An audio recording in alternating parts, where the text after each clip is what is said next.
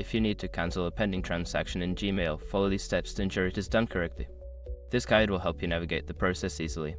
Step 1. Open Gmail. Log into your Gmail account using your email address and password.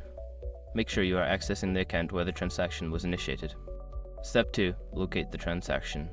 Go to your inbox and look for the email or notification related to the pending transaction. This may be in the form of a confirmation email or a notification from Google Pay. Step 3. Access Google Pay.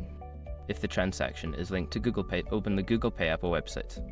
Sign in with the same Google account associated with your Gmail. Step 4. Find pending transactions. In Google Pay, navigate to the Activity or Transaction section. Look for any transactions that are marked as pending.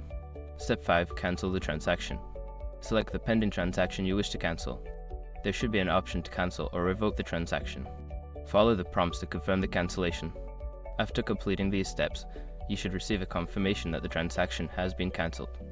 If you encounter any issues, consider reaching out to Google Support for further assistance.